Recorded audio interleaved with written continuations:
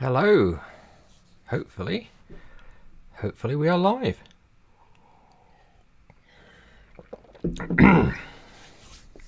I'm just watching YouTube Studio. Yes, there we go. Awesome. Just making sure the video is streaming. Welcome to the Escape the Apple event. Where are my glasses? There they are. That's better. Right. So this is an impromptu live stream. It's not, although it's related to the weekly series we're doing, it's not part of the regular schedule. And this was requested by Oliver, who said he would like to see more requirements capturing. I have no idea if Oliver's watching live or if he's going to watch it on catch up, but whoever's watching this, hello and welcome. Let me do our usual housekeeping. Welcome to live stream 4. Hang on a moment, that's even better. There we go. Yes, welcome to live stream number 4. Number 4 already. Getting through them. We're getting through them. And welcome, welcome from Wales, from the South Wales Valleys, where it has been absolutely gorgeous today outside. I managed to get a walk in at lunchtime, and it was fantastic. Please, as always, let me know where you're watching from, whereabouts in the world you are. I'd love to know more about my audience. Who you are, where you're from, what it is you're looking to get out of these live streams. These are all things I'm very, very interested in. Now, what are we going to be doing tonight? We've only got one thing tonight, and that's writing up more stories, creating more requirements for the Gitflow extension. I mentioned on last night's live stream that I wasn't able to do any in between live streams, and so I'm going to have to do some work on those during the evenings in order to catch up, and that's what we're going to do tonight. Let's get into it, I think. Let's get writing. Right then, so here's my laptop. Excuse me.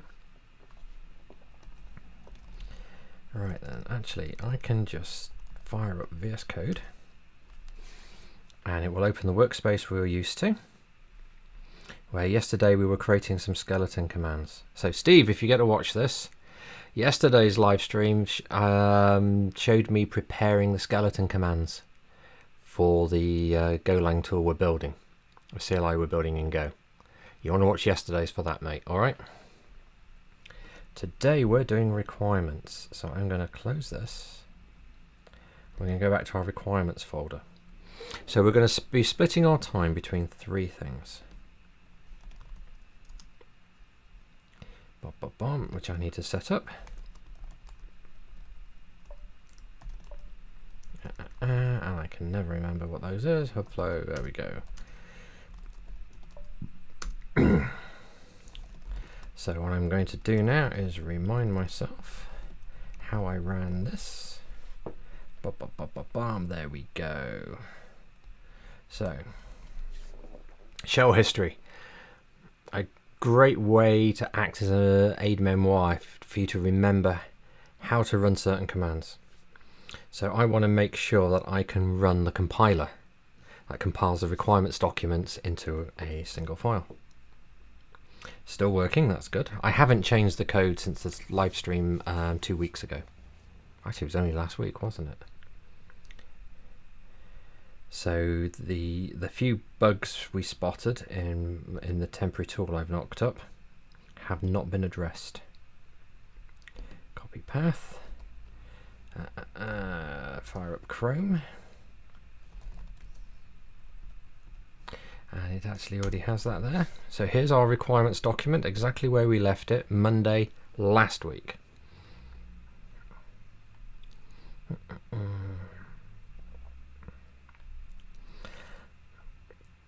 And we need to go through and add some more of that. And we weren't finished. We'd been analyzing the git init command, but GetHF init, but we hadn't finished that. And that's what I'm going to be doing now. So we've got Gitflow init here, and I am actually going to Make this a little, zoom out a bit so we can try and get more on the screen. I hope this is readable. If I've made it too small, let me know. At some point I will tweak the CSS on this HTML file and make it add like some sort of presentation mode or something. But that I don't want to spend time on the tool. I just want to get the requirements captured right now. I will play with the tool at a later date, because I'm definitely going to be developing this tool further. So where we left it with the requirements is we were going through GetHF init, but we didn't have all the flags. Right then, one moment. Let me make sure. This is the old shell script code, the code that we're going to be replacing, written in Bash. And where we left it, we were going through this and looking for requirements from it. And we hadn't covered anything to do with the force flag. So that's a requirement we need to add. So we've got GetHF init, we've got our requirements here. I'm just reading them to remind myself of what we said.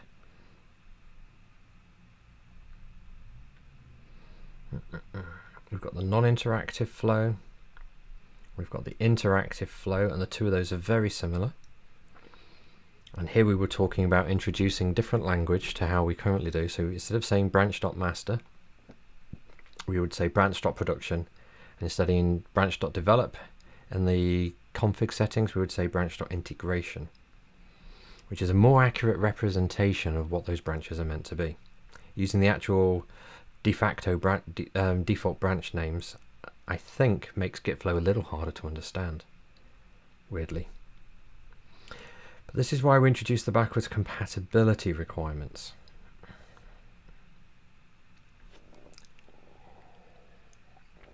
Because we're going to rename any existing config that's been set. So now we've got to do the force flag. But before I do that, I'm just going to double check and make sure there's nothing else in here that I've missed. So what I'm doing is I'm going through the old shell code, the old shell scripts, and trying to spot anything. I mean, here's an example. Support branches. Apologies if you've watched before, and I've mentioned this, but I'm going to keep mentioning this. Support branches are they're not a core Gitflow feature. They were something that Vincent started that I tried to continue. They never really stuck. They were never fully implemented. So for this live stream series, when we port to Golang, we are dropping the support branches for now. And we will do something else with those a bit later on. So that's the version tag prefix. Some formatting problems. This is of interest. Let me quickly point this out. If you ever see code like this, where the white spacing is not even, the most likely culprit is someone, and that someone's going to be me, edited the code in Vim or Vi on Unix. See, we've got tabs here, and then we're down to single spacing instead of tab characters. So, and when you've got mixed spacing like this, it's a dead giveaway that Vim the file's been edited in Vim at some point. Anything like Visual Studio, Sublime Text, or its competitors, what they will do is they will quite happily sort out all your white spacing for you, make it consistent. Vim, unless you put an effort into configuring it, doesn't do that very well. You can configure it, but most Vim installs aren't configured to sort those kind of things out. So that's just a little tip there. That's what's most likely has happened there. Right. So I've just highlighted another thing I've got to make sure I've got a requirement for before I do the force flag. Got to make sure that we're pushing up to origin. Now, do I have a requirement for that? Yes, I do. It's right here. PF 1.4. The GetHF init command will push all newly created branches up to the origin remote. Not quite the same thing. Thinking about it. Because this says push latest changes. So we're going to do something. We're going to do something about that with our requirements. So I'm going to dive into here. This is a PF1 domain. Epic, sorry. PF is the domain, PF1 is the epic. And I'm going to grab something here and create a new file. Next ID available is ID 13. And that was 1.4, I believe. Yes, it was. So I'm going to look at the text here. I'm going to grab at that one. And I'm going to modify it. So we want to push all newly created branches up to the origin remote.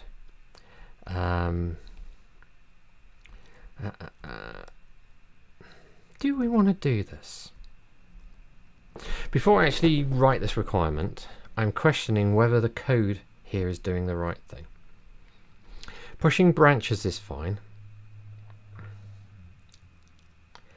But should we be pushing changes? Or should we merely track branches that we've created? And if we've created a branch, we assume it doesn't exist remotely, and therefore we push the branch. See, if we push a branch, we have to accept that it could be out of date in respect to whatever's at origin. We could create a merge conflict, and that could be a problem. Now, in practice, I don't think it happens very often. I have no memory of anyone opening an issue and complaining about it. Doesn't mean my memory is reliable. So the question is do we want to do that?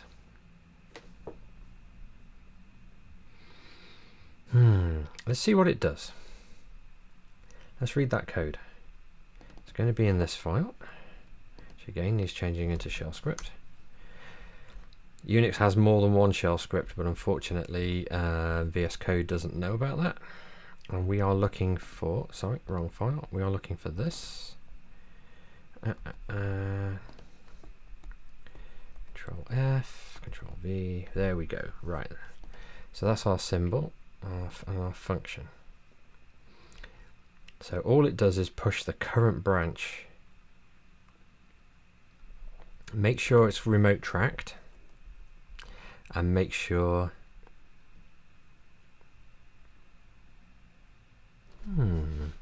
now that's actually setting some config.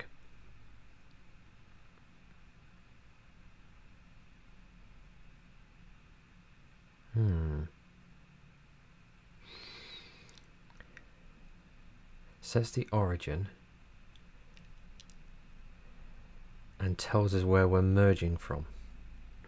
I'm not sure we do much with that. I'd need to double check the code, but I'm not certain we actually use that config to track where we should, which branches should be merging to where. I'm not sure we make enough use of that.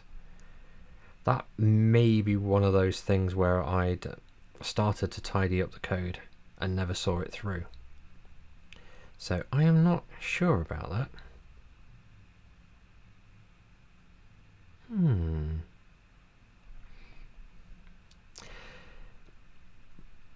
But I think what we've got here, this, I can't,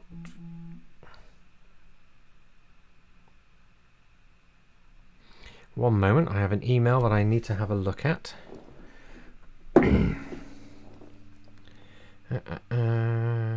Sorry about this, it's nothing to do with the live stream.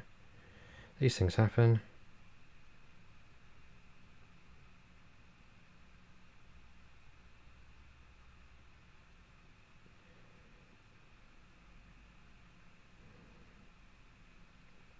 Right. Okay, I'll reply to that when the live stream's over.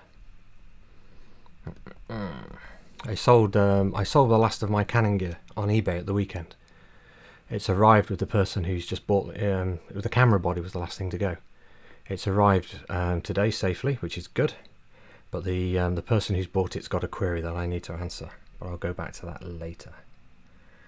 Right, so I think what we've got here is a new domain. Sorry, not a new domain, because we are keeping this as is new epics, new folder. So we are going to go. We've already got PF2, PF3. Bear with me. Non-interactive Gitflow, interactive Gitflow. So it was PF4. New folder, PF4. So I'm just grabbing IDs and I'm just going up incrementally with them. That's what I'm doing. Which is going to be PF 4.1.md. And now I just want to put the index file in here so we can say what this is. Now, one thing we're going to be doing at some point as part of a requirements review, before we actually version and publish these requirements, is we will actually go through and look at whether or not this structure, how I've organized the domains, the epics and the stories, whether that structure works. For now, we're populating it, and then we'll do a review once we've got some content to move around. Now this is going to be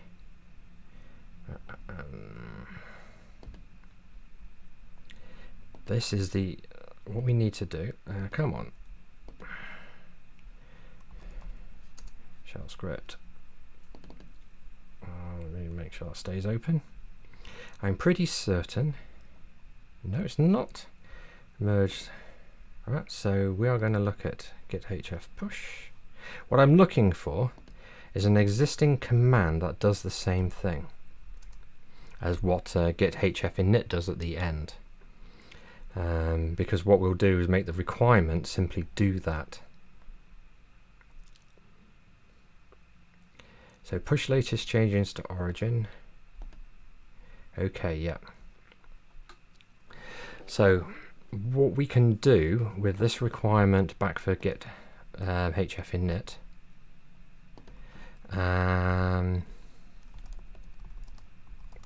is we can say that it's going to trigger a GetHF push.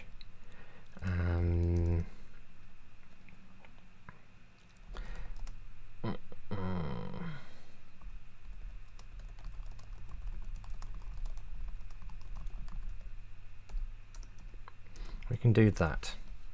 Let me just compile that. Haha, I broke something. Of course I did. It's because I didn't actually save this. Gitflow HF push.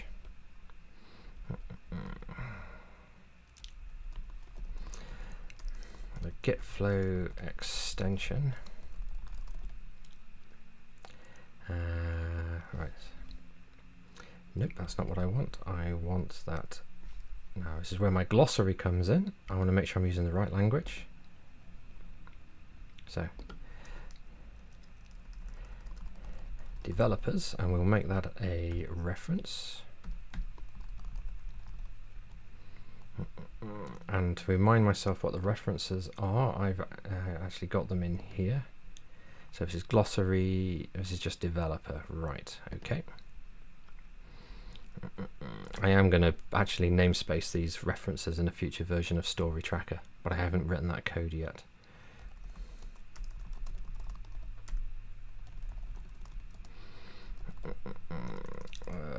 Right, to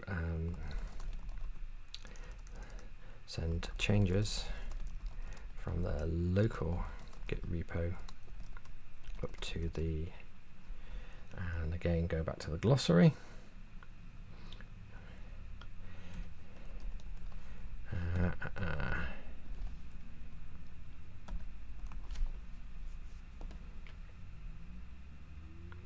There we go. Right,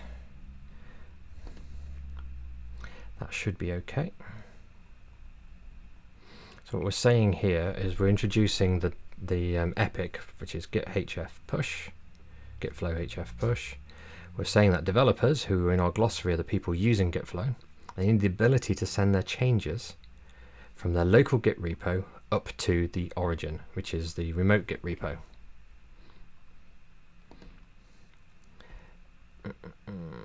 And now we can do here, start writing the requirements for GetHF Push. Okay. And then I'll do a recompile. Now I was actually after the code, which is over here. Not that one, that one. Right. So I'm a fair bit of darting around as I go through this. But I'm just putting a placeholder here so I can compile the requirements and read them.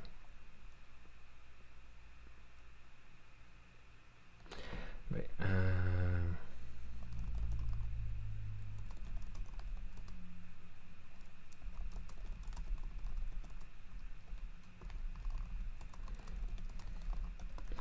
and that's just a placeholder. GetHF push command will refuse to run if the current workspace is not clean.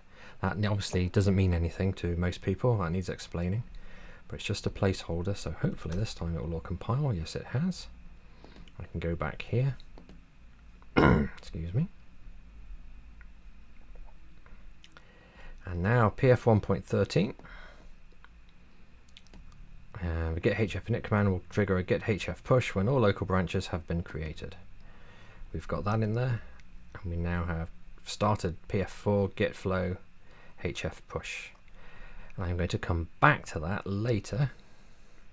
Again, I want to go back to the code and not the terminal. I'll keep doing that because I'm going to close that for the minute. We still need to do the force flag from GetHF init before we're finished with that. So this is going to be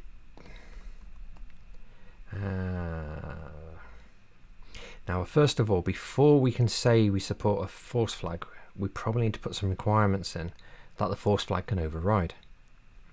So what is the force flag used for? Right then, so that's where it's defined.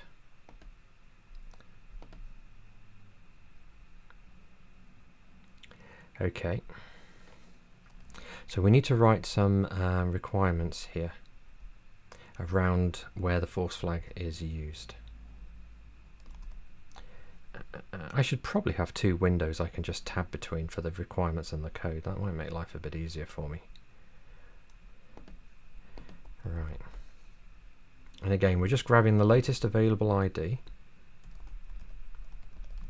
That can be, when writing requirements, this is worth talking about.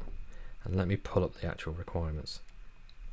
When writing requirements, it can be jarring for people who aren't used to working with requirements to find that they're not all co-located in an order that they like.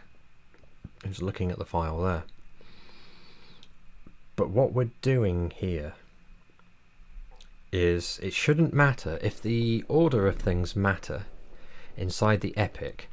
That's a smell that there's a problem with that epic in some way. Either its scope is wrong, or it needs breaking up into several epics, or what you've got here is actually something that doesn't actually make sense as a single epic, because you're actually pulling in things from different domains. Or it can simply be that you're writing what you're not writing isn't instead of writing requirements, you're actually writing pseudocode. And that's something else to avoid at this stage. The requirements should be independent of the implementation, at least for functional requirements. They should be independent of the implementation. That's what we're aiming for. It's not always possible, but that's what we should be aiming for. So what we are saying here, get rid of that for the moment. This is our new requirement 114. Will refuse to run if the current Git repository, I so tempted to just put Git repo there. If the current Git repository already been initialized for Gitflow. So that's that one. And then what we're eventually going to do is we're going to make a list. So I'm doing it again, tabbing instead of going over here. Eventually we're going to do a list of all the things that the force flag overrides. Now this is interesting.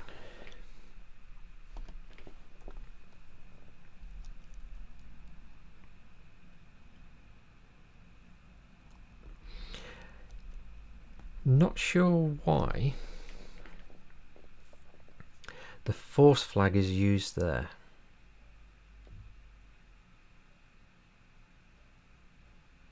Because all we're doing is getting the name of the branch.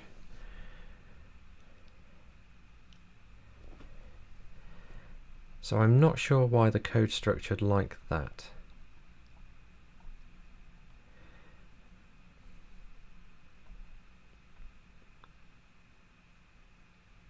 So if the force flag is set, it will definitely fall down into here. So what are we doing? Create the base branches if they don't exist, but again, this is just checking config.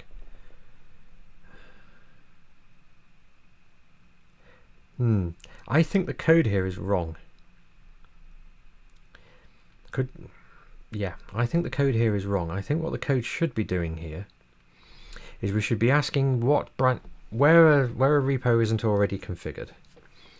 We should be, if we're in interactive mode, we should be asking the user what branches they want. If they're in non-interactive mode, we're checking the config. And if there's no config set for Hubflow, we're just going with our defaults. So I think this really does need tidying up. I'm not convinced that this is the right functionality.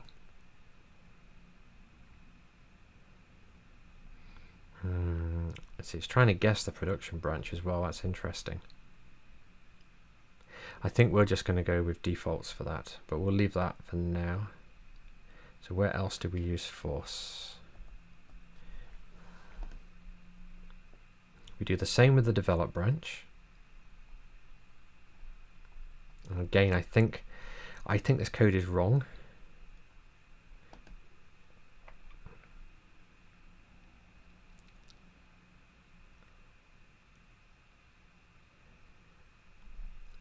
Why? Excuse me a moment.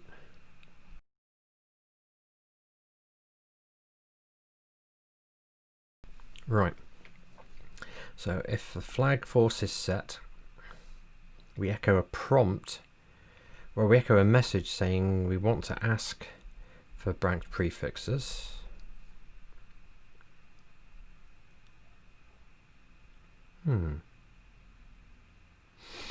Okay, I think this is just a case of we don't actually, this code historically doesn't actually handle getting and setting some of these things in a tidy way.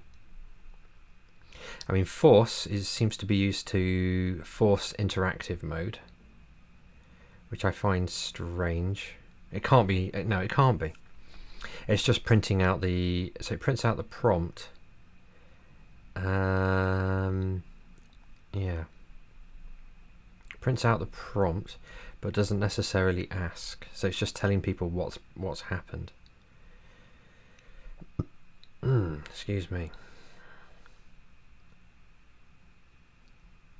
So I don't think there's a need for this, because I think we should, I mean, basically the force, what's going on here is there's a lot of things, if the repository is pre-initialized, these config values exist. A lot of output to the screen is suppressed, and the force flag actually forces that to happen. But I think that's the wrong way to handle it. I think the force flag should basically be going, you know, if the repository's initialized, we reinitialize it, to be honest. So I think this code should do it differently to what it does. And I think in practice, it pretty much has that effect. So it looks like the force flag just overrides that one setting, which we can't see in the requirements yet because I've not recompiled. So we've got PF14, and then we're going to have a PF15, 1.15, sorry.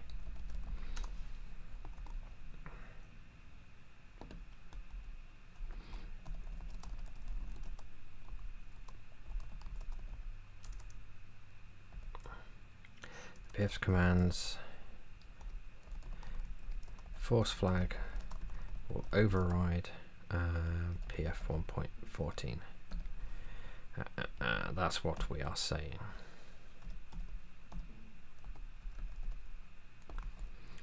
And let me compile this.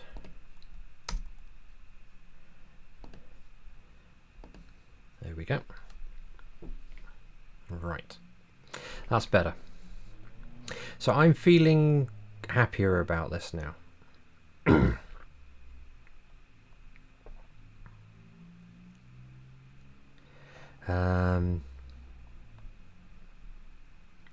Yeah, I'm feeling much happier about this. I'm a little thrown by the fact I have not yet sorted the list into human sorted order. But yeah, right. So we've got PF114. It refuses to run if the repository's already been initialized for Gitflow. But then the force flag will override that, and that's all it does. I'm happy enough with that. There's output coming out to the screen, which is possible people have got written scripts. There's a Unix command called expect, which you can use to parse text streams and automate responses to them. It's possible people have written code that does that kind of thing. I am not going to worry about that in these requirements. We can tackle that by doing side-by-side comparisons once we've got the code running. So I think GetHF init for today is done. So I'm pretty good. That's pretty good. So we've got the Gitflow init, the non-interactive version, the interactive version. We've said that there's a command line switch to make it interactive. That's good. I think we're good. And these are a nice. I'm pointing at the screen. You can't see. You can't see me pointing at my laptop. These are a nice size. I'm very happy with those. So we've allocated PF4 to GetHF Push. So I've got to stop alt. I've got to stop alt tabbing. I really have. So it probably makes sense, since we've got it open, for us to actually get these requirements done. Right. So there's a force flag, which we'll do last. So it requires a clean working tree. So let's go back to the language we used on that. Bear with me a moment.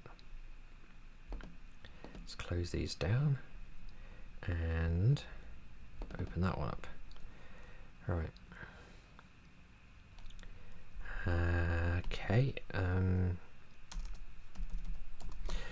What is a clean workspace? So I'm just writing some notes here so that the right heading probably should be heading 4. Something I need to figure out is how to handle headings in the story tracker. Yeah, so a clean workspace is a pre-initialized Git repo that has no modified files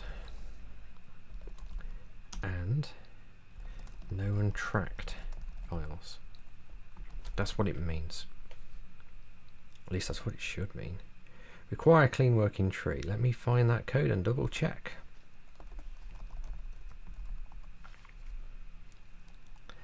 Right then. Git is clean working tree. There's the other one of those. Diff, no xdiff. No, it doesn't look like it cares about untracked changes. It looks like it only cares about about modified files. Let's double check that. So it's git diff, no xdiff. Let's have a read. I'm sorry for the fast scrolling. I'm just trying to find the switch that's used.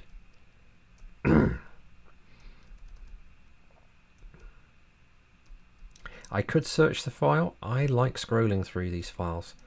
The reason I prefer scrolling through the files, even though it seems slower, is if you're searching, you're skipping over content that you may not be aware exists at all. Whereas if you actually scroll through the file, while it takes a bit longer, you'll spot things that you didn't know existed, and those things may matter one day.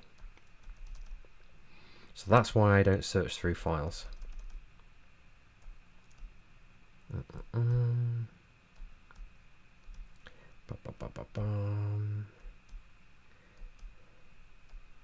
So it's a diff filter, a string, find object.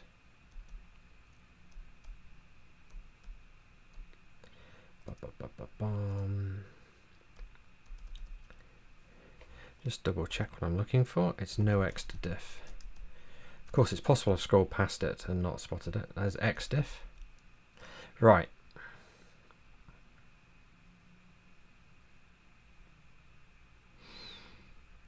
So that's to do with diff helpers.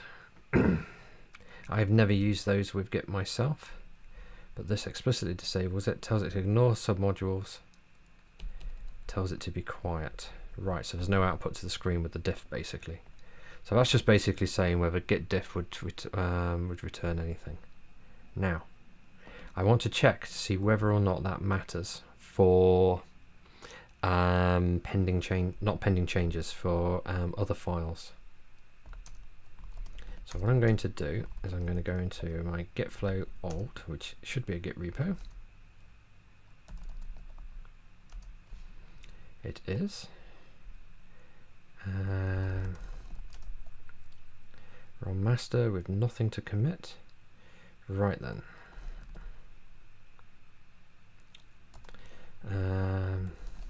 Create another file called noise. Git status. So we've now got an untracked file according to Git status. And what we're going to do now is I'm going to run this command here. And I'm going to see what happens. So instead of guessing, I'm trying to figure out how to actually prove whether something's one thing or the other. Right. It doesn't care about untracked files.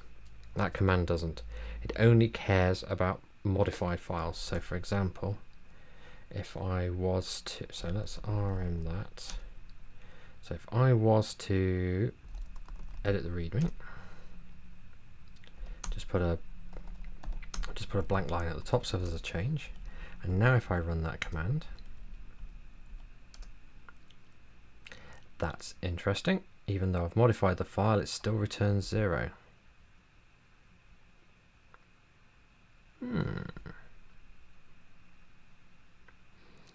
That is interesting. So maybe, so what does that actually do?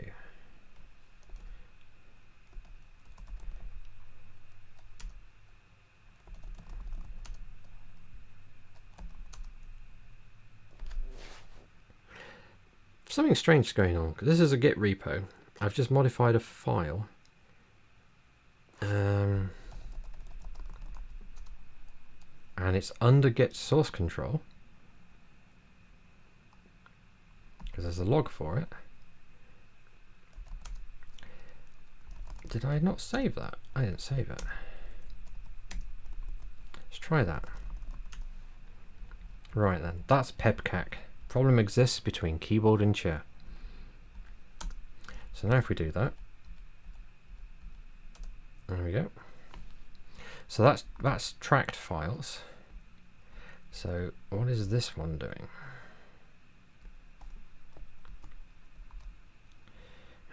So one of the problems with shell scripts, let me go back to the code for a moment. Let me explain. One of the things with shell scripts is with shell script functions are very limited in their return values. That's why in shell scripts you normally echo text in a function and then other functions capture that using a capture, what we call a capture method. All you can really do is return integers. But unfortunately, of course, integer 1, integer 2, if there's no documentation to explain what those are, if there's no code comments, this is why you comment your code, we don't know what it is. So what does this do? One moment.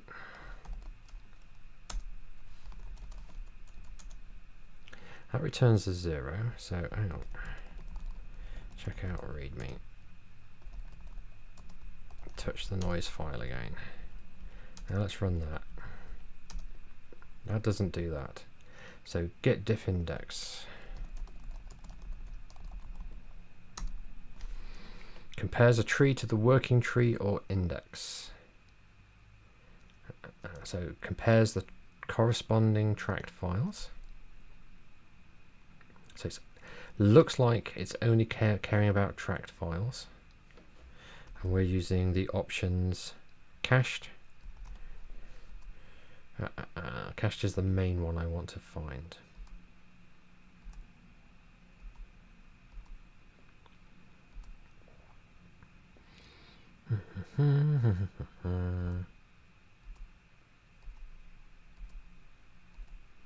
Cached normally means it's comparing against the index, the staging area.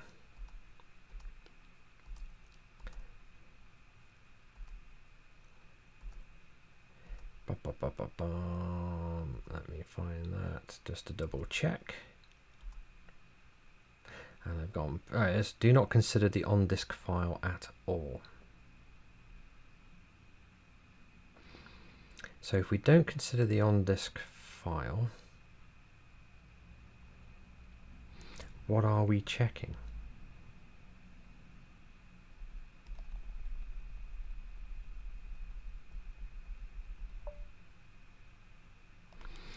That must just be checking a file that's staged then. So I think what that's doing, let's go back to the right window.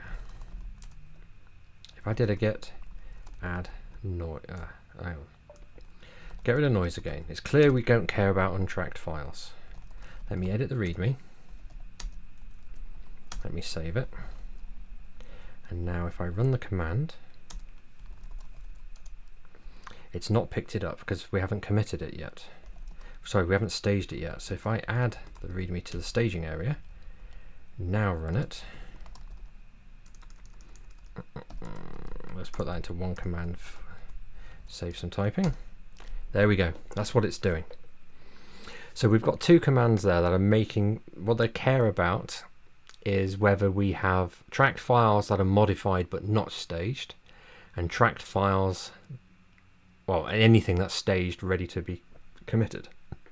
So in theory, so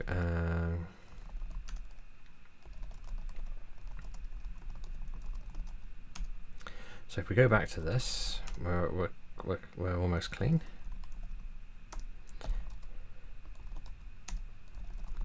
So now we're back to clean, back to everything we were. So if I create my noise file one more time. So this is a new file and we've added it to the staging. What happens there? Picks it up. So it cares about anything that's staged, whether or not it was previously a tracked file.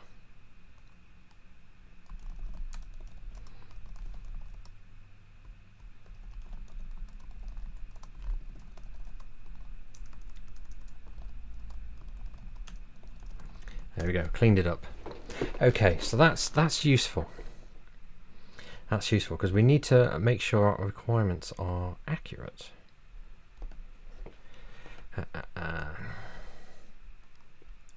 No modified tracked files and no staged files. So now we've got this definition of what a clean workspace is. And we can explicitly say tracked files,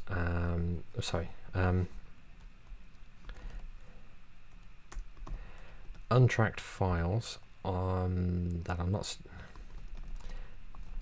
not yet staged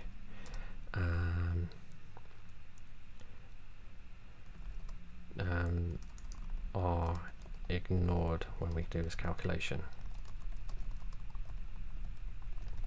There we go. That's what we're saying. We've made it absolutely clean that untracked files we don't care about. But we don't need to write a bunch of requirements to explain what a clean workspace is. It's fine to have one requirement about it and add some notes. Now what will probably happen is this will probably go into the glossary at some point. In fact, let's do that now, thinking about it. Reason being is a clean workspace is going to come up quite a bit. So let's put that into the glossary.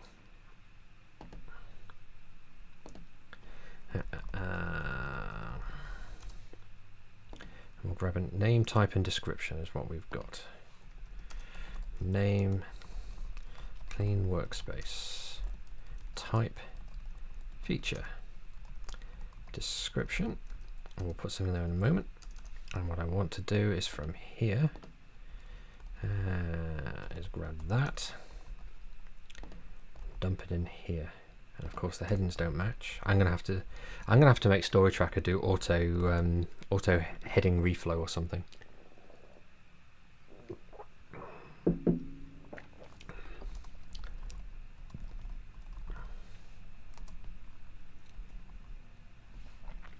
This is a state, right? And that might have been a word I was looking for the last time we did this. And my mind's gone blank as how you would define state.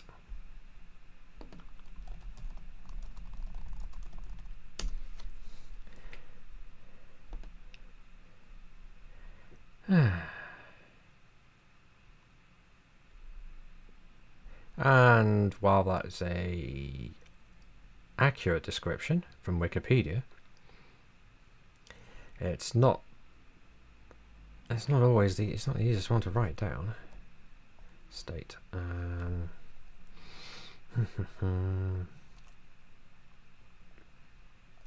TBD. I'll come back and define state at some other time.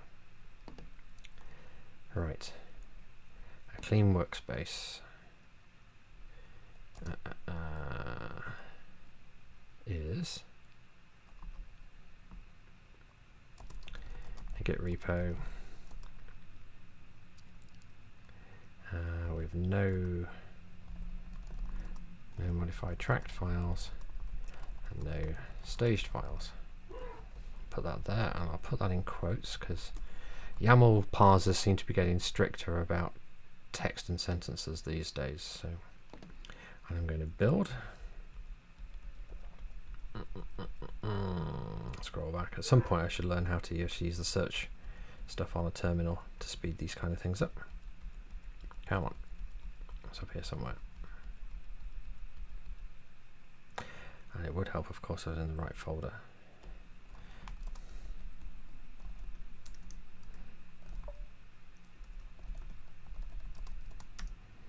There we go. Rebuilt. Requirements. We should now have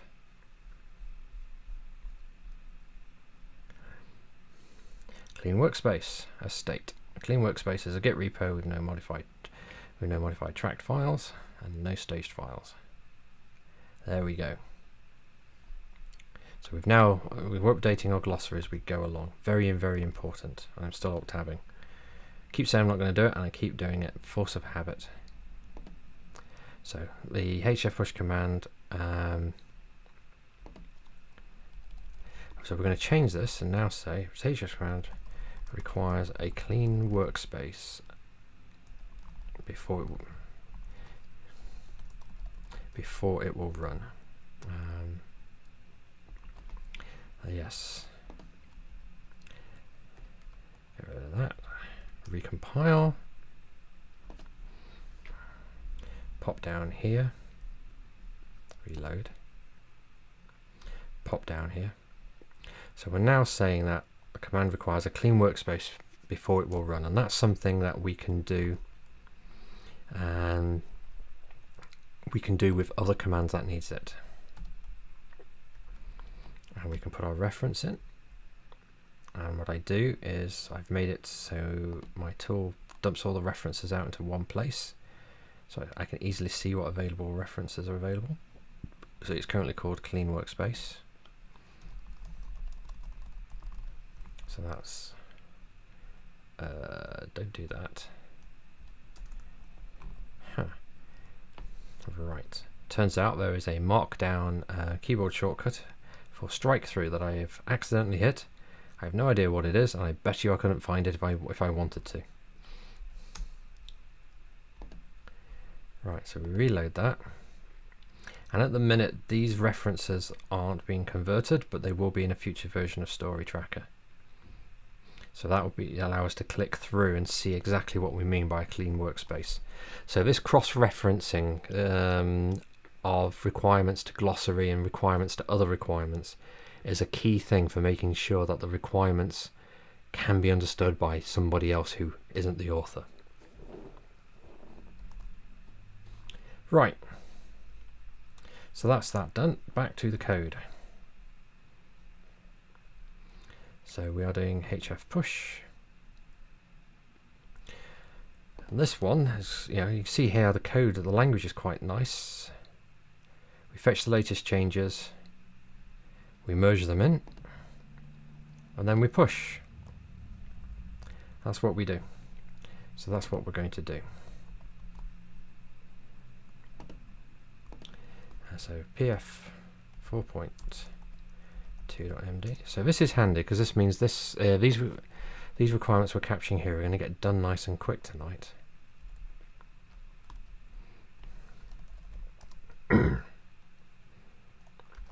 So all we're going to do is we're going to say it merges let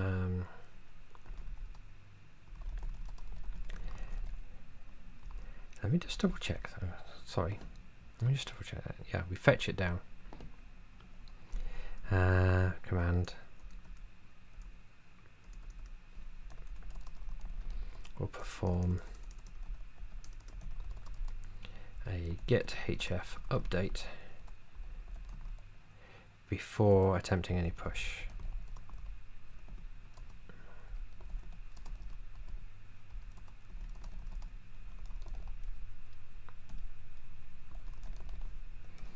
Right, that's important. And then what we are saying is pf 4.3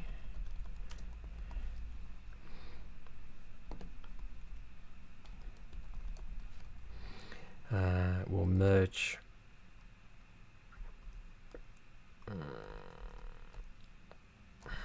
well, we've already covered that one. We'll push changes from the local. Right, so which branch is it pushing? That's why I'm hesitating. Stop alt-tabbing, Stuart. Which branch are we pushing? We don't change branch here.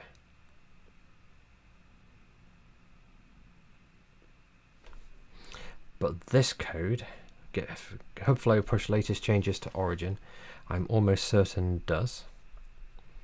Let me go back and find that. Here we go. Let's have a look.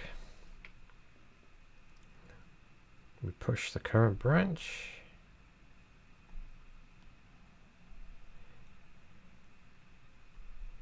We really like pushing branches.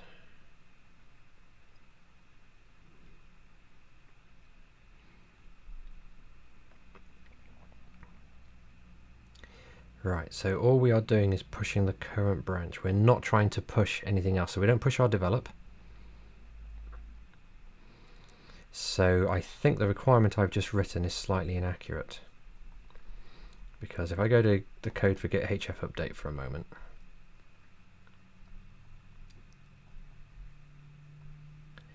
That pulls down, but it doesn't push. It looks like we don't push the develop branch up automatically. That's interesting. Unless merge latest changes from origin does that. Let's have a quick look.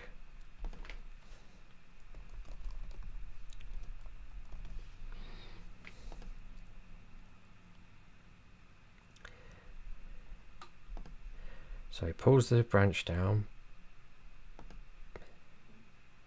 Push current branch is a stack system, an internal stack system that never was quite problematic. It was quite buggy for a while, even though it's a simple stack. Right. Yeah. So when we do an update, we do try and the branches we're tracking, the production branch and the integration branch, currently known as master and develop. We pull those down and do merge them and deal with conflicts and push things back up. Right, that's okay then. Right, I'm okay with the requirement that I've written now. From the currently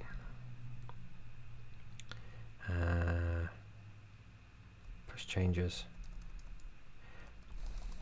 from the current branch up to origin. Put our little marker in there. Right, compile it. Load it up. Right. So the push command will push changes from the current branch up to origin. Okay.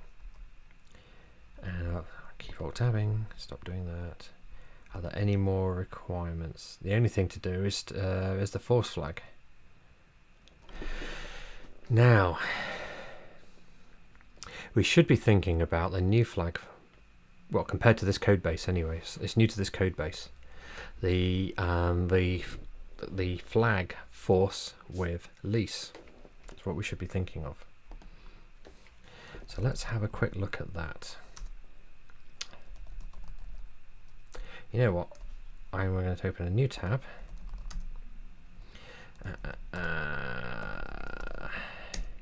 Let's have a look. So there's a lot of push options here we probably don't make enough use of. Force with lease is going to be one of those. See, force with lease is commonly used after a rebase these days, whereas when I was last maintaining the shell scripts and putting them all together back in 2012 to 2015, 2014, force with lease I don't think was a flag that was available at the time. I certainly don't remember it from back then. And so we just said, don't use rebase. Rebase is evil, don't touch it.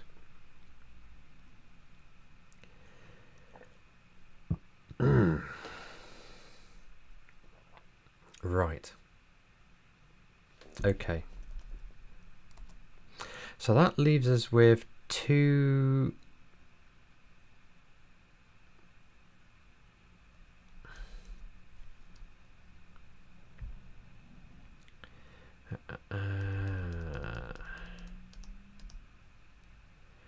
okay, so we can do some protections there. What I'm thinking of is we actually have two different force flags, what we'd probably need. I know this doesn't support force with lease, and we're trying to do a like-for-like port. At the same time, where we're aware of gaps because Git has moved on, it's important to plug those gaps, at least in the requirements, even if we don't implement them yet. Force with lease is a flag that I would like to have.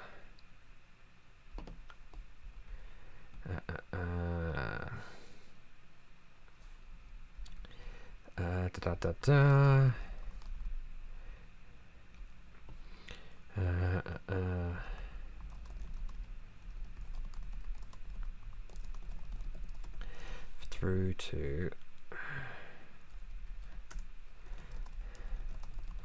the get push command. Underlying. It's not the best way to phrase it, but we can fix the language another time. Also need to double check whether the flag's minus force or if it's just -f.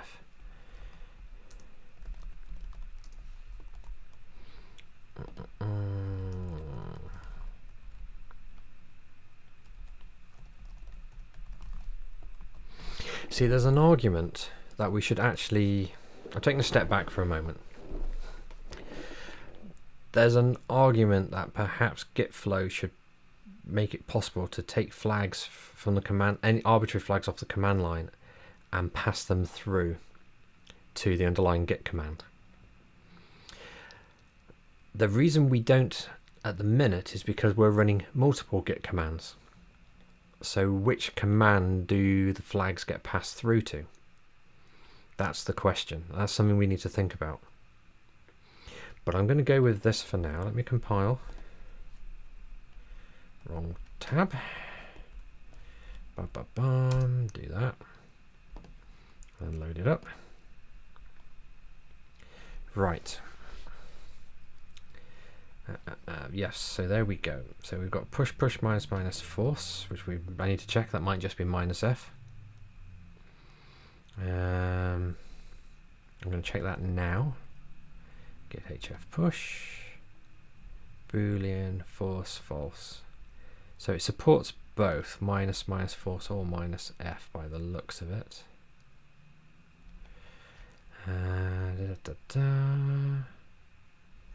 Let me just double check that. Actually, I don't need to change folders for that. GetHF push help. It's just minus F. Right, so the help that's built into there is not accurate. Into the existing code isn't 100% accurate. So that's 4.4.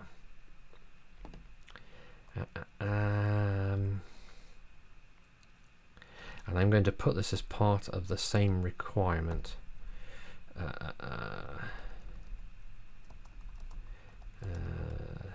Pseudonym is an alias for minus minus 4. So we're going to support both. It's time we did, I think. Let's compile that.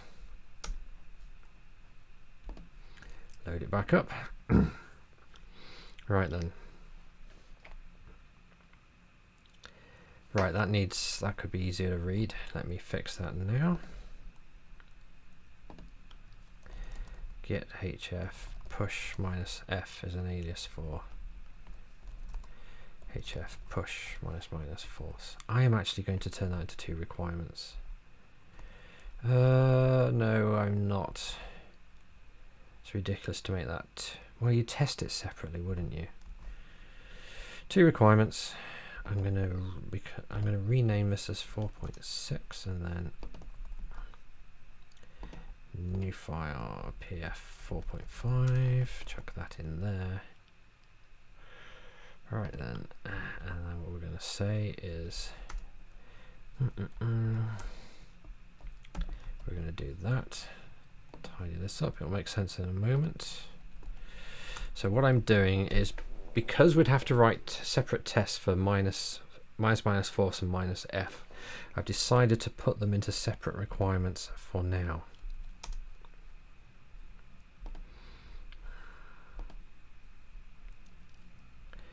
Right. I mean, that makes the requirements more readable.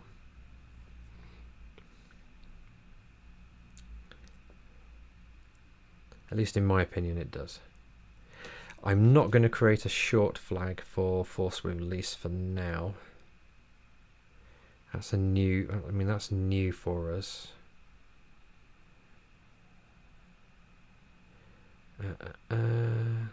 Yeah, I'm happy with that. So that's push done. And seeing as we're here, we've just done push. Why don't we do pull? It has one flag R. Don't know, I can't remember ever using that flag. But we're going to create a new epic pf5, and this is going to be our pull command.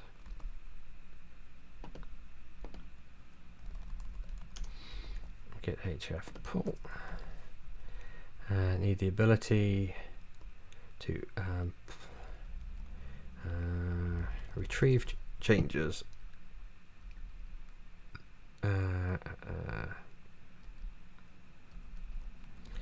from the origin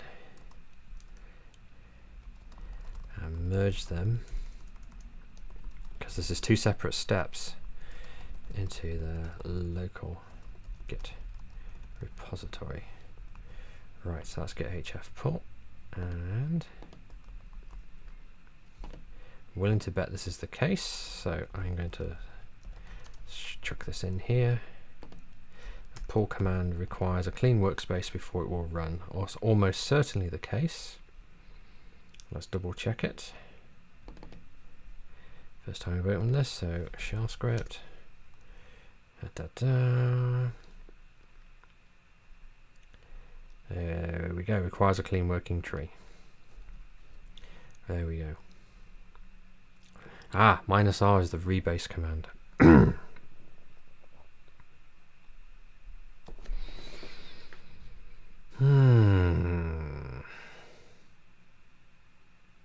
I don't think anyone uses that.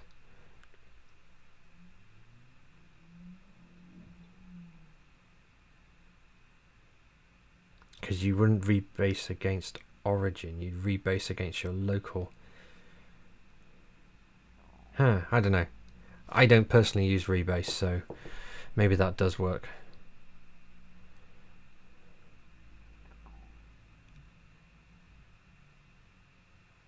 I'll think about that. We need to support it anyway. As you're probably getting the impression, the existing Gitflow extension does more things than I personally use on a regular basis, and certainly has code in here that if I've ever used in anger, it was a very, very long time ago, and I no longer remember. We are going back up to 8 years at this point. So requirements, stop alt tabbing.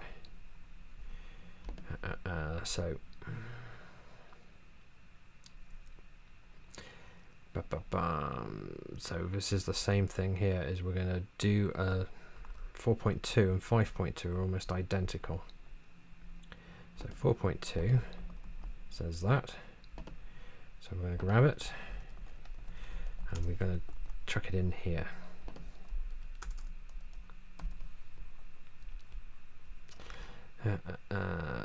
That's not the same. No, stop. That's not the same. Fetch latest changes from origin.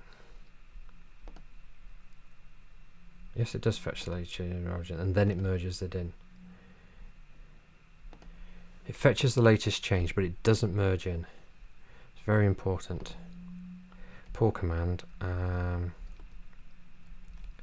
will fetch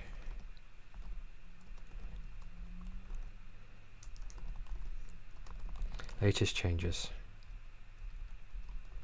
from origin.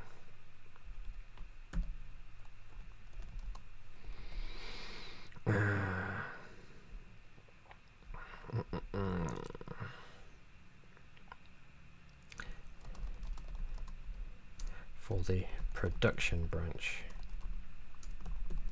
I bet I haven't got that. What did I do for Glossary?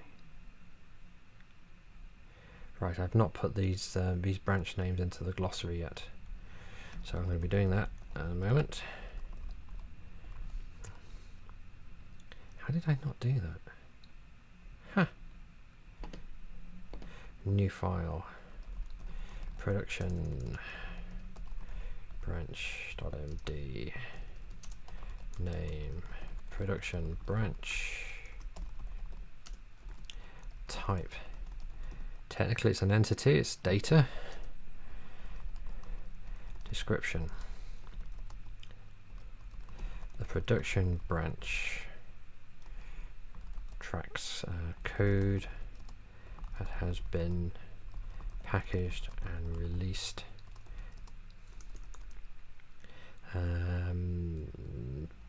to a production environment.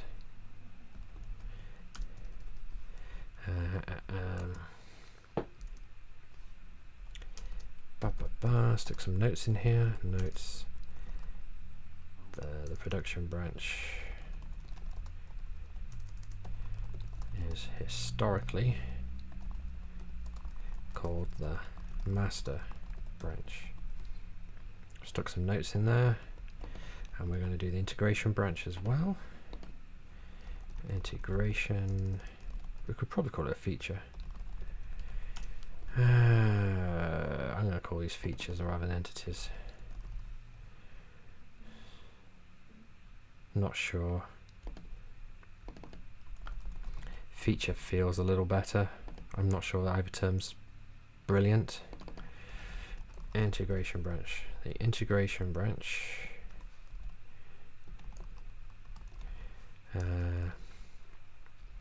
tracks features that have been completed and are ready to go into the next release or release candidate. There we go. And then the integration branch is historically called the develop branch. And since we're in here, let's do the release branch as well.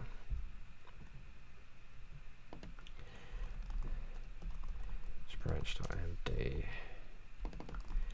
release branch. The release branch, and we'll add feature branches as well.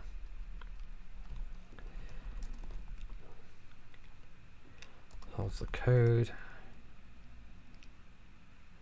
That is undergoing final testing. Final testing. Approval for packaging and release. The release branch is a short-lived branch, and it is branched off the integration branch.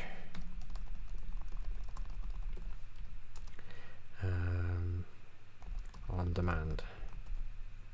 And let me change that to being as and when needed. I think that's a bit better. So let's do the feature branch as well. New file. And we may do hotfix branch too. Right. Feature branch. Feature branches.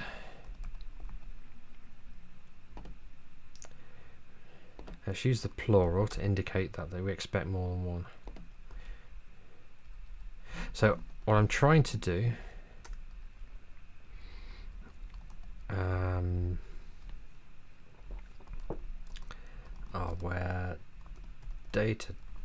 where normal software development activity is tracked, where that's not the greatest definition. Feature branches are short-lived branches, he hopes, and are branched off the integration branch at the start of a new piece of work. Right, so let's do hotfix branch, and we've got all our branches in the glossary.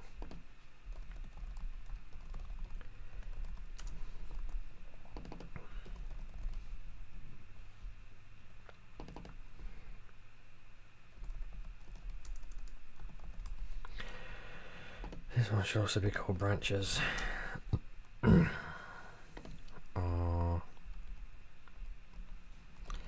Where emergency code changes are made. Hotfix branches are short-lived branches, are branched off the production branch. We'll compile this in a moment and we'll have a read back of it. Production branch at the start of a new emergency change. Right, I'm going to compile all of these and read them back. Right, it compiles, that's good. And we're going to load this up. And we're going to go up to here, check our glossary out. We've got a clean workspace, which is a state. Got our developer, we've now got feature branches, we've now got hotfix branches, the integration branch, the production branch, and the release branch are all in here. That's good. So our glossary is as we go through the requirements, our glossary is growing as we discover terms that we're reusing.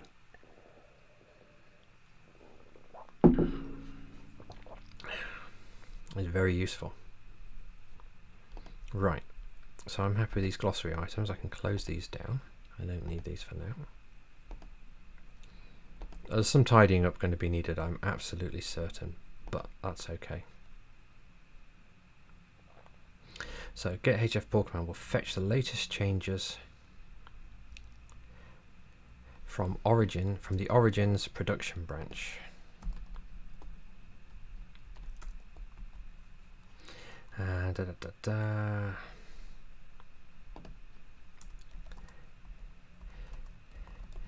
merge them into the local Git repos production branch. So how am I going to show you what I mean there? If we go over to here, let's go to the Gitflow folder, Git branch.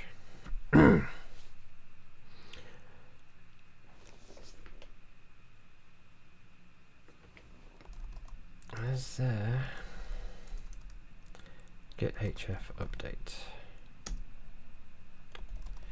HF init.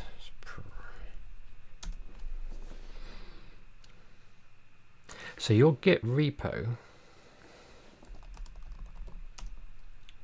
tracks more than just your local branches. Branch minus R. There we go, that's what I'm looking for. It's also tracking the branches in all of your remotes. In our case, our remote is called origin. So what happens is we do a git fetch, and we do a -q to suppress output if memory serves, and it actually updates all of these trackers, but doesn't change our local branches that you see when you do a git branch without the -r. That's a second step. So we do a fetch and then we do a local merge. There's 2 steps, and that's what I'm trying to capture in these requirements.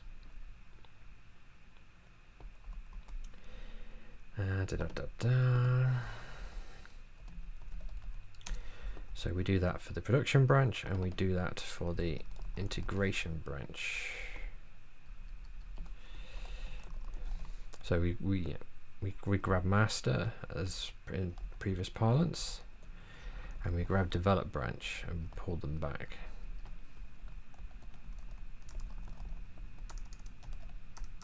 Can't spell integration tonight. There we go. It's once those are done, if we go to our code, it's once those are done, we then bring those changes into the current branch if necessary. But to do that, we've also got to go and fetch the current branch. I'm alt tabbing again. Sorry about that. So I've got to go and add this PF 5.4 from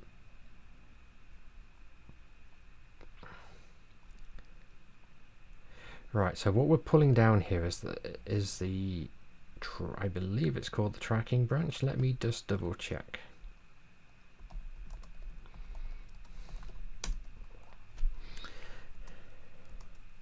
Bear with me, and I am going to search for this one.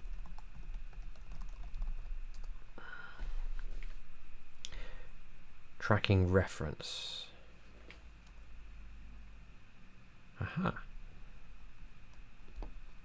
Look familiar?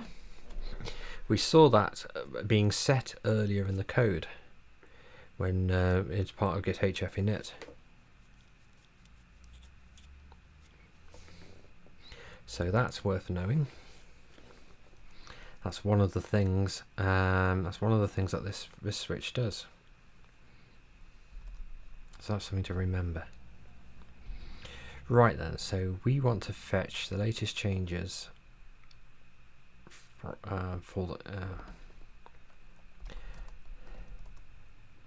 the current branch from origin. but we don't want to merge them. That's a separate step.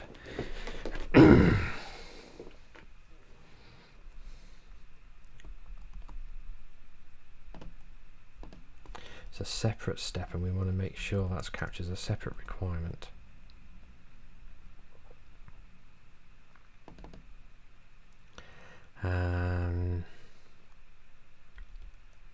Command with no flags.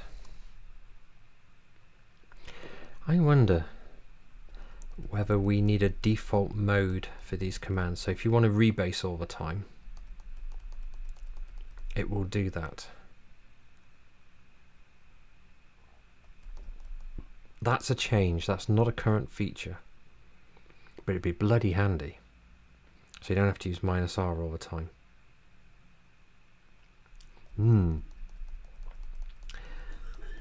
Now we said we want this as a drop-in replacement, so for now we'll keep the current structure, but I am hesitating. I really am hesitating.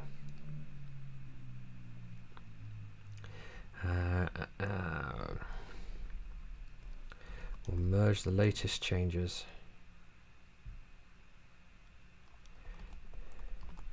Right then.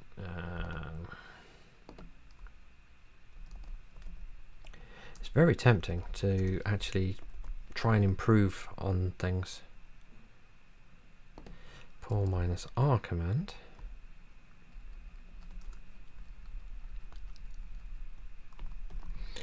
We'll rebase. Sorry, before I do that, where's that gone? Open editors. Should close some of these. We can close you. We can close you. Close you. We can close you. We can close you. Close you. Close you. Close you. That's the one we're editing. We can close you. Just tidy up a bit. So git pull --rebase. I'm just going to double check what that does.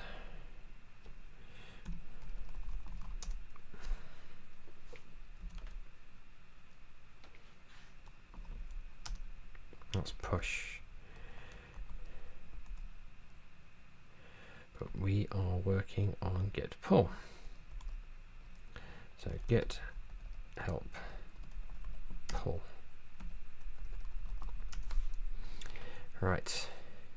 So git pull --rebase is just running git rebase instead of git merge.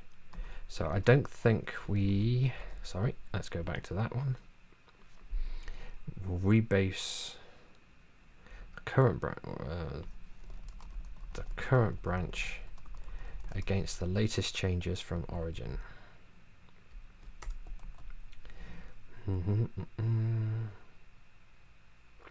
I think we've got to start using the term tracked branch in here to make these requirements a little clearer.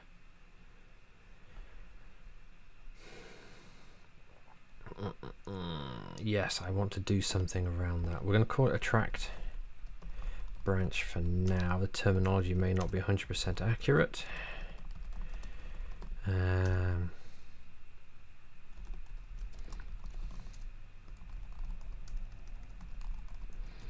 Description.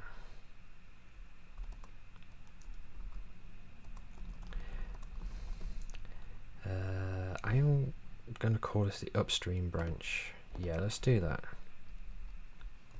Let's call it the upstream branch instead. I feel better about that terminology. An upstream, right? The upstream.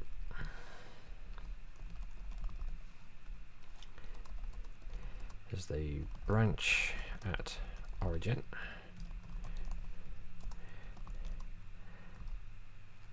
That we push the current local branch up to,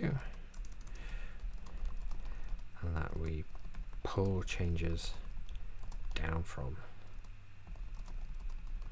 current local branch.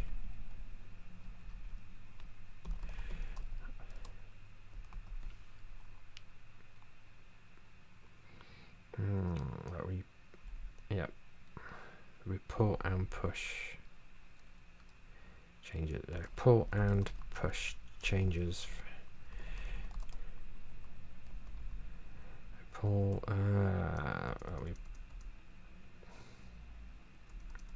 we push the local branch up to, and that we pull changes down, pull changes down from for the local current branch. That'll do. Let's compile that.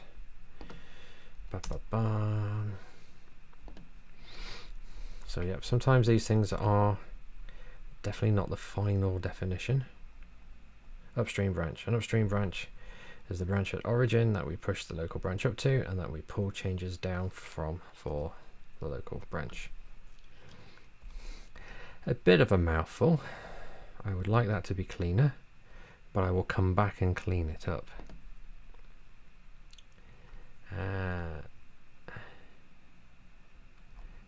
Current branch, current local branch from the upstream branch. That's better, that cleans it up.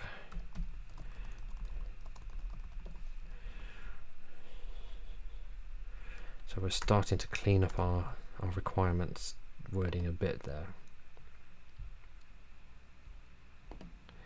The latest changes from the upstream branch. Upstream branch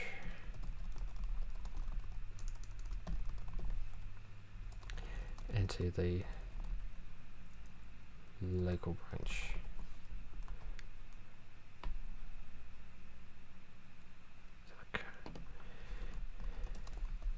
Right, let's compile that and have a quick look.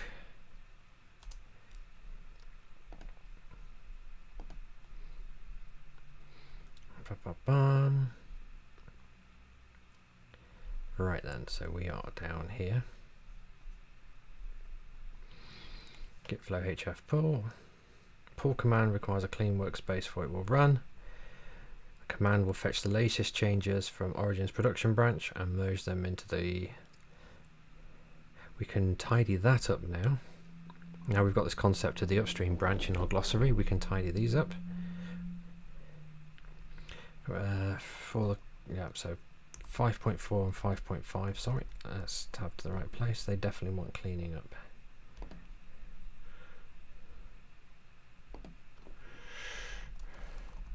Corresponding upstream branch. Right, upstream branch.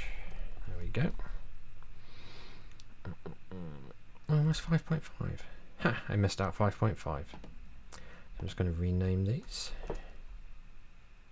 So there's no miss. So we don't have a missing one. There we go. I'm going to recompile.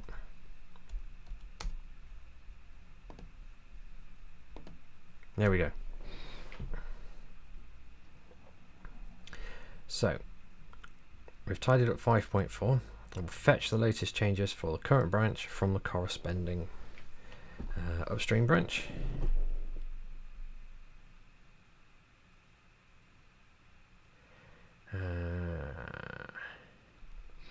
It will merge the latest changes from the upstream branch into the current local branch.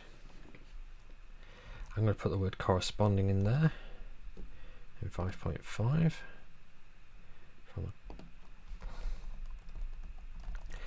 Because there's a relationship. The current local branch has an upstream branch, that would be a tracking reference, and different branches have different upstream branches. So we want to emphasize that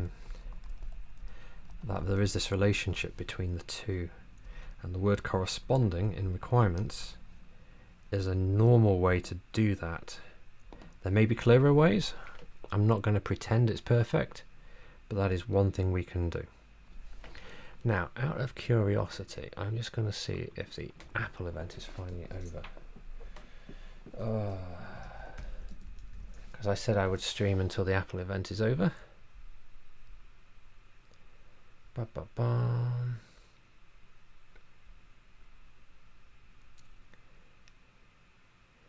Right then. they still don't? No, it looks like it's recently finished. In fact, the video's up on YouTube now. So right. So it is safe for us to emerge. We've been streaming here for an hour and a half, and the Apple event is over. So there's no more refuge required. We've got pull done, we've got push done, we finished init. How many commands does that leave us?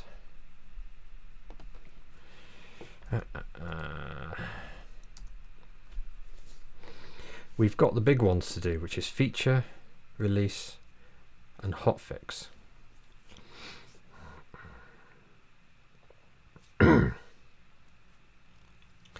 So it makes sense to carry on a little bit further, and because feature, release, and hotfix are big, they're the big main features of the Gitflow extension. So I don't want to start those tonight, but it makes sense to get the update done and get the version command done as well out of the way. And that will probably take me up to about 2 hours, which is about as long as, it's quite hot in here with the lights on, and it's, you know, it was a nice toasty day outside. Sorry, it's not night yet. So I would I would like some respite from the heat at some point.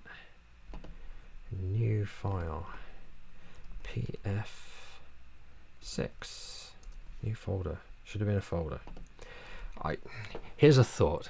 Anyone wants to make a VS Code extension, make one that will turn a file into a folder.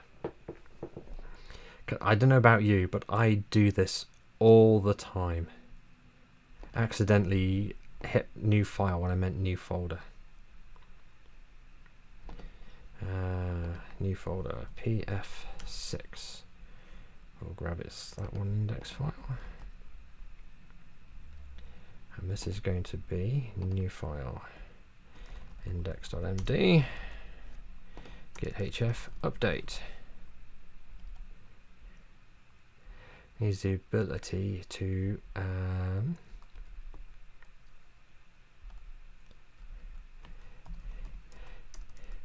keep the production branches.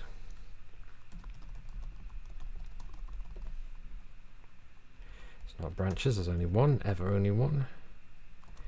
And integration branch,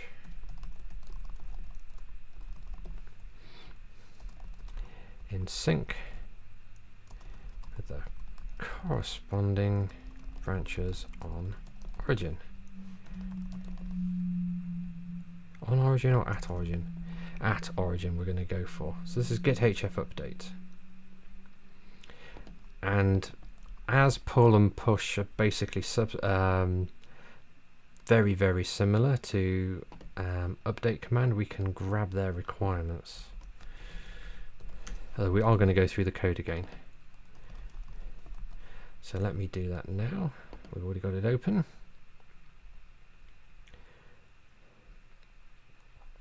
Requires a clean working tree, pulls the changes down, and make sure we end up on the current branch. Ooh.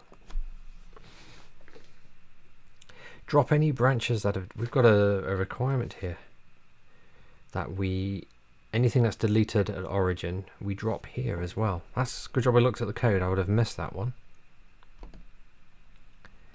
So let me just tidy up my window a bit. I know I will be reopening those in a moment, but we can work with that.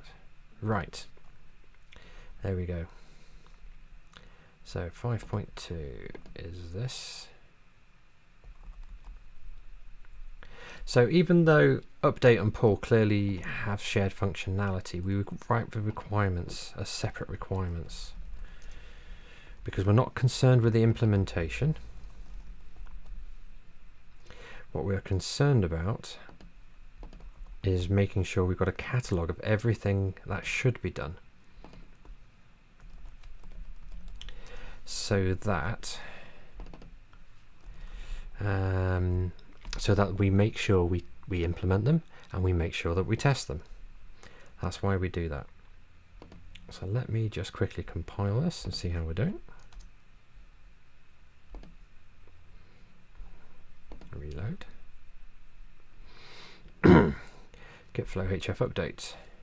Developers need the ability to keep their production branch and integration branch in sync with the corresponding branches at origin. The update command requires a clean workspace before it will run. The update command will fetch the latest changes from Origin's production branch and merge them into the local Git repos production branch.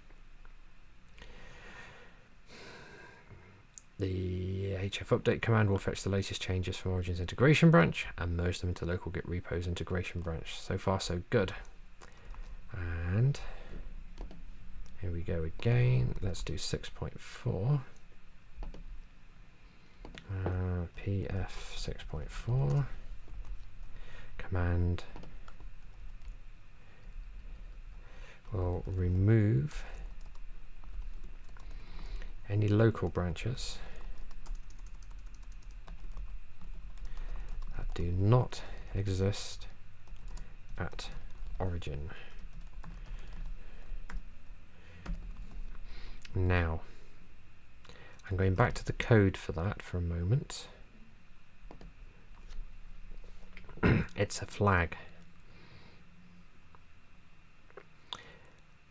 Looks like it's set by default.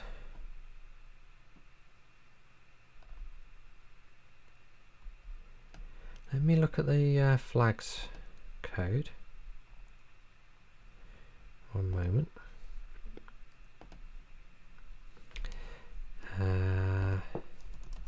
It's a submodule.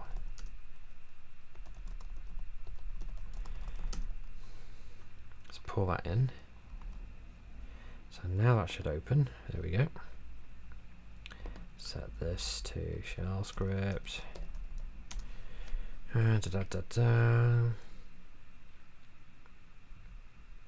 LGPL, so we're legal to use it.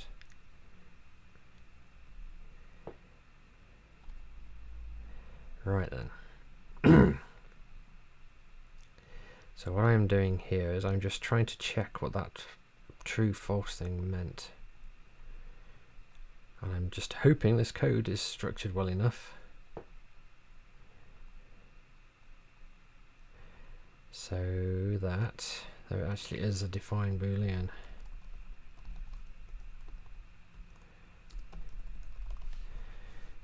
I hope it's not magic. Right, define, flags define. See, what I'm thinking is there's a good chance that that true is the default value, at which point the prune flag's always on. And I'm not sure what the point of that is.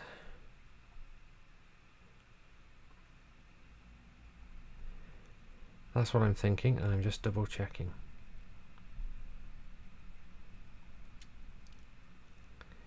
So define boolean true, or maybe that's the value that's returned when it's set.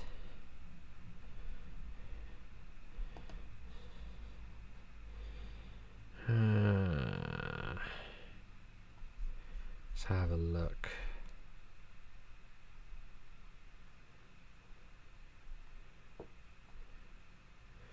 Name a default value. Yeah.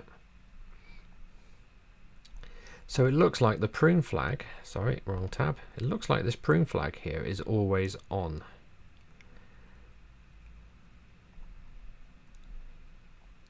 So, and I bet we don't tell people how to switch it off.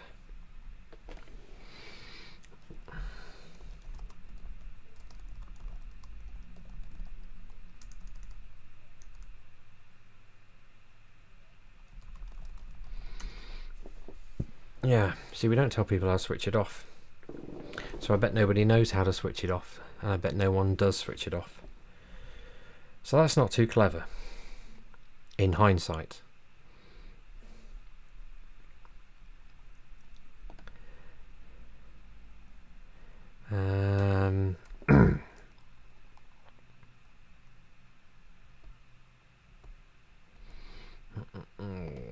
So we're going to say that by default, and then we're going to add another. So we're saying that by default prune is on, And what we're going to do here is PF 6.5.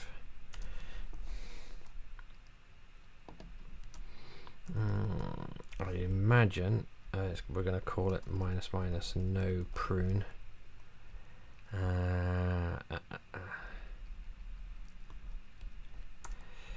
Disable PF 6.4.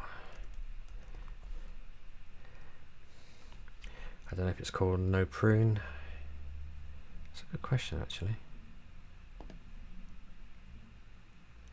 You can do my flag equals true or false.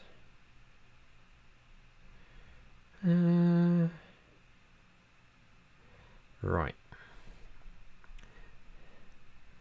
So, so 6.4, 6.5. Minus minus prune equals false. Or 0, or what was there a no as well supported? F. I bet that requirement doesn't survive. That's yeah. Once one we'll look at another way. If you were to write out something and call it Booleanish, you would have like yes, no, true, false, 0, 1. You wouldn't do T and F as true and false normally. I mean, we could, because we know it's supposed to be Boolean.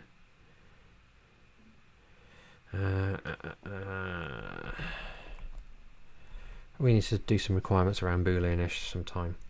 But this should complete the update requirements. Let's compile them.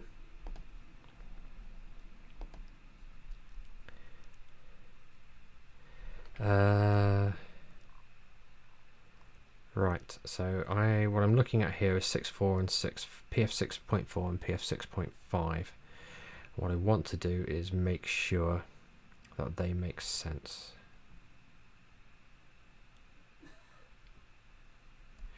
Right, I think they need changing slightly.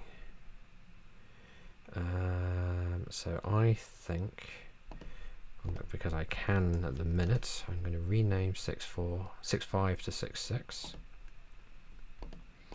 And then I am going to add in PF 6.5 equals true 1 T yes command. And I'm going to grab the language from 6.4.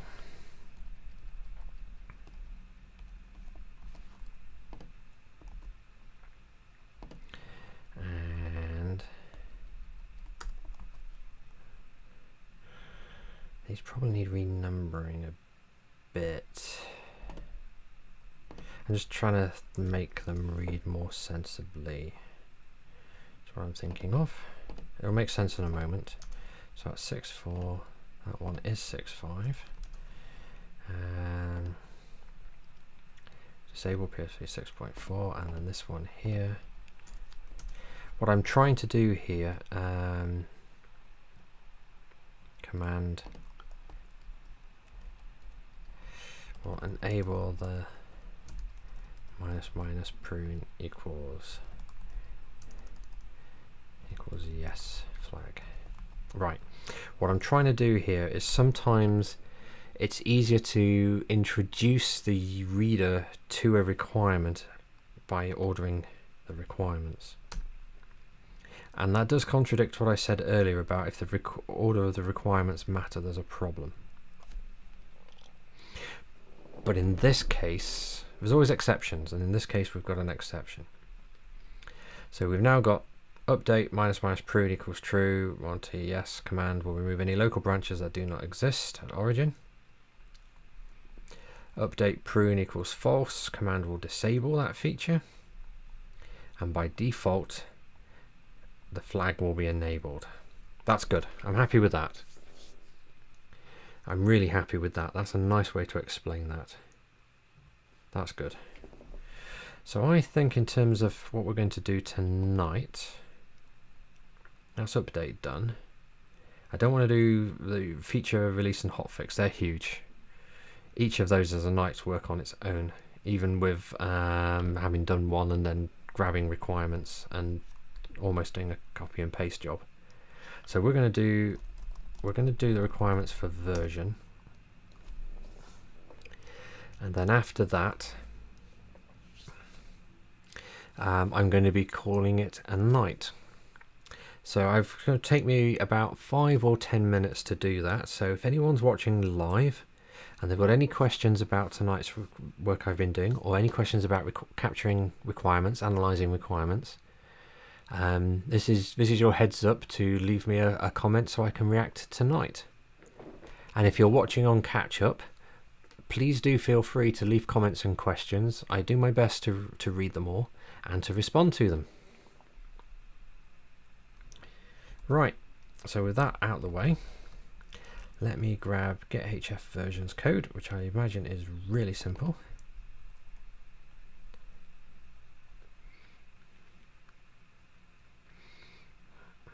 Aha! So this supports telling people whether there's an update available or not.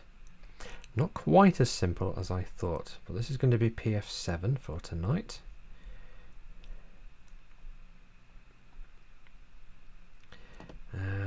New folder. Part of me is starting to think that putting all the existing commands under this PF domain may not survive when we do the requirements review. I may want some of these to be separate domains, because we've got things like a lot of subcommands coming up with the feature, release and hotfix. It would make sense for those to be domains, so that each of those subcommands was an epic in its own right. And that is probably going to drive me to change this. But I'm not doing it tonight.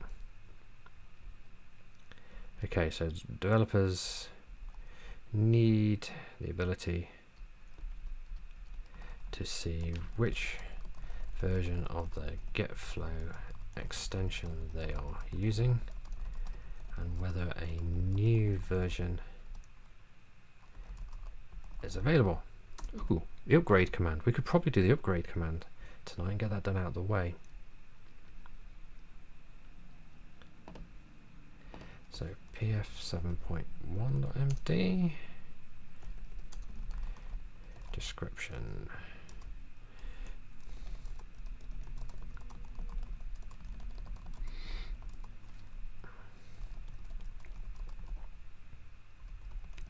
Output the version number, the Gitflow extension.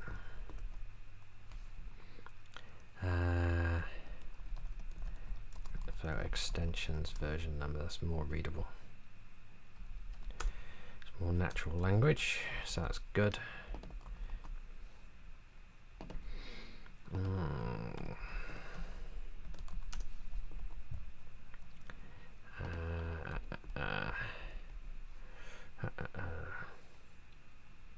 We'll check to see if a new version of a later version of the Gitflow extension is available for download. I wonder if anyone's made a Golang library to do in-place auto updates. That'd be quite cool to be able to grab that and integrate it. See, now I've created a folder where I meant to make a file. I swear I do this all the time.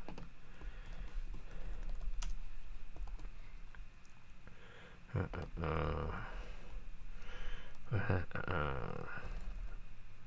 tell the developer a later version of the if there's a later version of the Gitflow extension available for download. All right. So it doesn't perform the update; it simply tells them. Excuse me.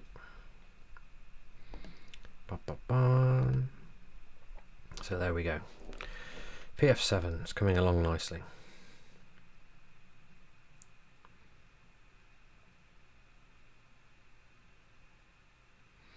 Yep, that's it. That's all we need for that.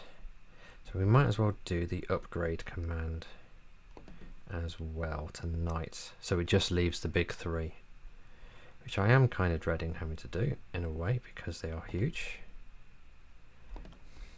PF8.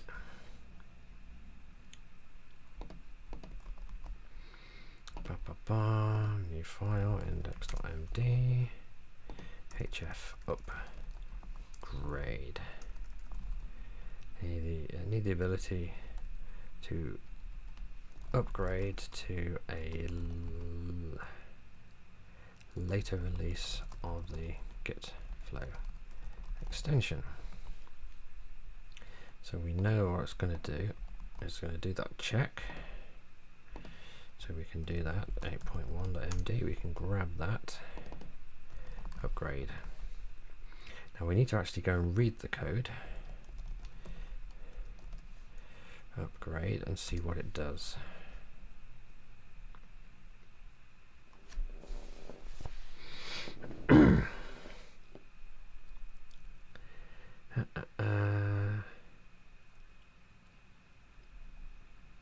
Right. But we're not doing that in the same manner, but we are doing this, achieving the same thing. So what the code does, here's a thought, hang on. There's a check flag. Right, that's important.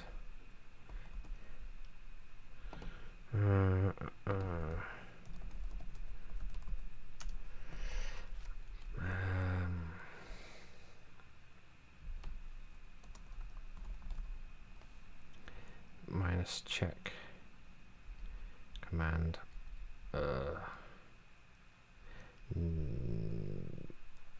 right, will stop after performing PF 8.1. Not quite right. That needs to be a 4 because we actually need to grab the requirements for the outputs. 8.2.md.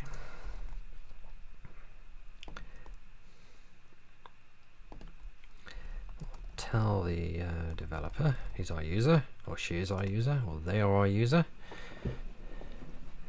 And we'll tell the developer if there is a later version. Right. So if there is a later version of a Gitflow extension available, we'll tell the developer.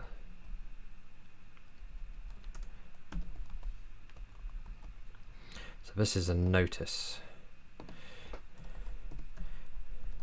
What we're doing here is, if there isn't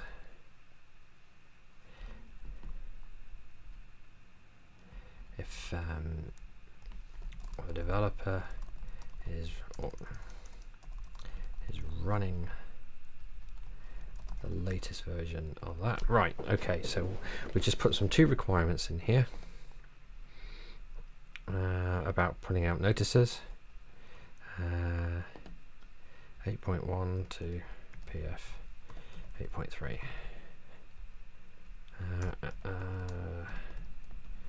8.2 and PF 8.3. Right, let's just compile that so I can show you what I've done, because I'm going quite quickly now. There's a fair chance I'm mumbling under my breath a little too much, and the microphone's not picking up everything I'm saying, for which I apologize. Right, so what we're saying is the upgrade command is going to perform a check, same check that version does.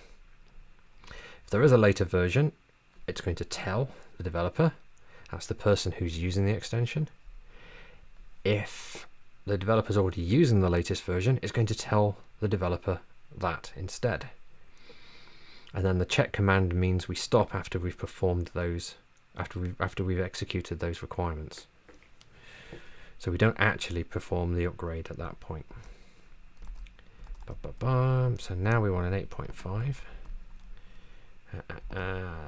New file, pf 8.5. Upgrade check equals false 0 no f.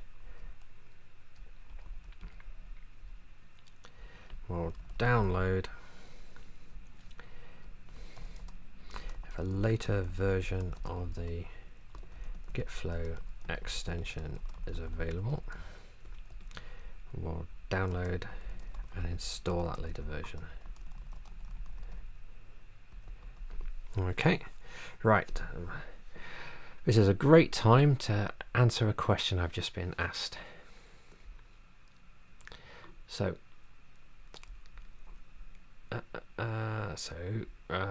Rob has asked, why -- check? And he has then gone and said, also, hello Rob, I'm guessing the event's now over for sure. He's also said that traditionally we use dry run when we don't want the destructive thing to happen. Absolutely agree. What we're doing here is we're capturing the behavior of the current code.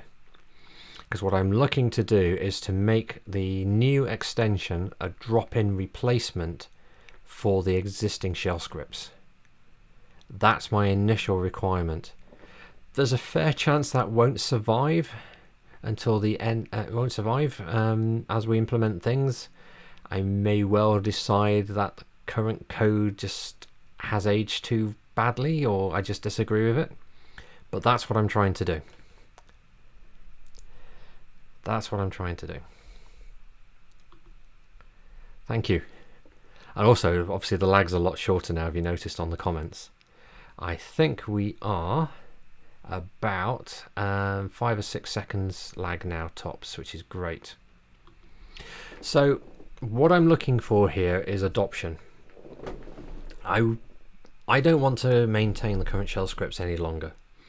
And anyone who's watched the whole live stream, either live or on catch up, will have seen as I'm going through the code, I am disagreeing with some of that code quite strongly. Some of it just needs refactoring and tidying up. It's not what the code does, it's perhaps the way it's implemented I'm disagreeing with, not the underlying Git operations per se. Although that pull -- rebase is, yeah, I'm not sure why that just doesn't do a rebase anyway, but that's by the by. I want everybody on the Golang version, and then we can start to add new features to the Golang version people are going to want.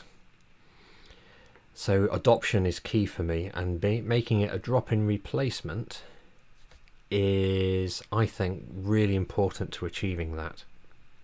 Where there's dark corners like that never really worked, like those support branches, I know for a fact that they are pretty much garbage. I can say that because I wrote the code.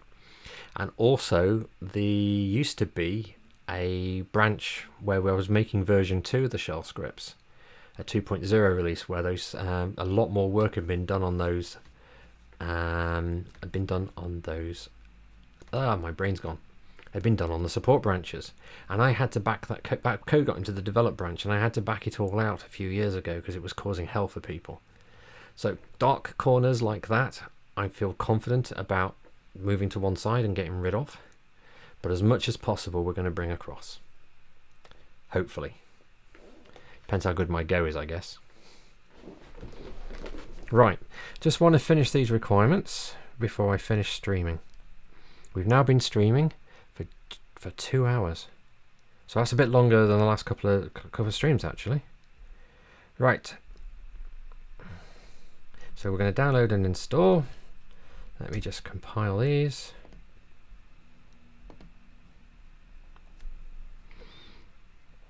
I'm happy enough with that.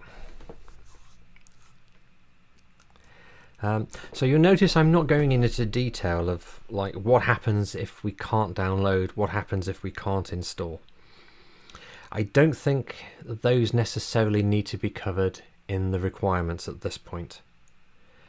There's an argument that you might want to put that level of detail in. At the minute, I'm comfortable leaving it out. But when we do the requirements review, we may well end up revisiting that. So, back to the update code one last time. Upgrade, sorry. Where's upgrade gone? GetHF upgrade. It's the easiest way to open the window.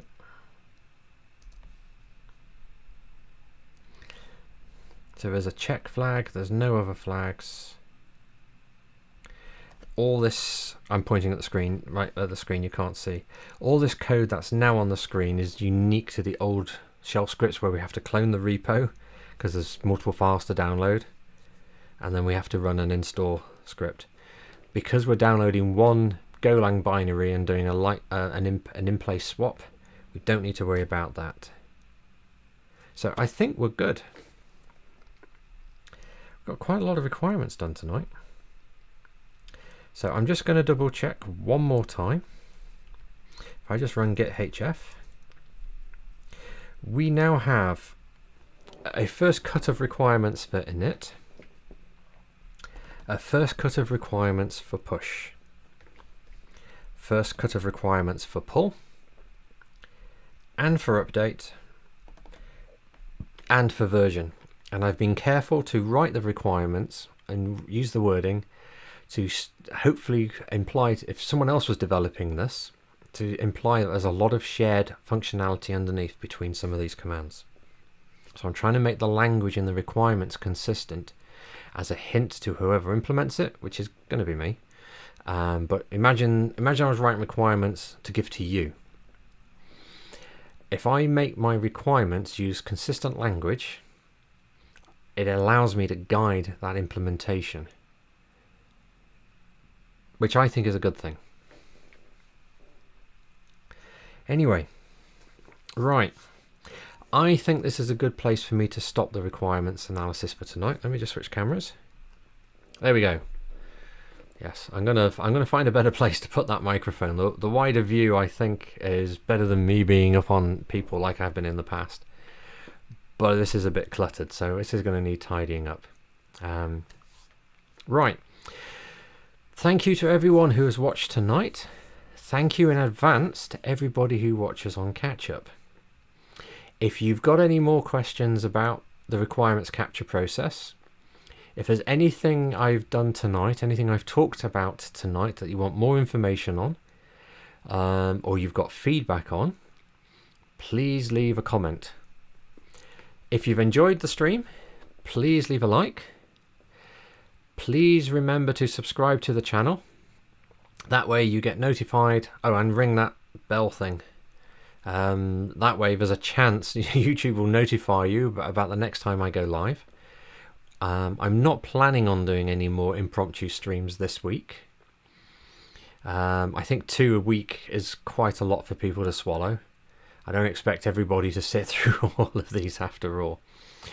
So I will probably take the 3 big commands and work on those in my own time without live streaming it. And if Oliver really wants to see that process, maybe I'll just do a Zoom or another video chat with him to answer any questions he's got directly. We'll see. Have a great evening. Stay safe and see you all on Monday.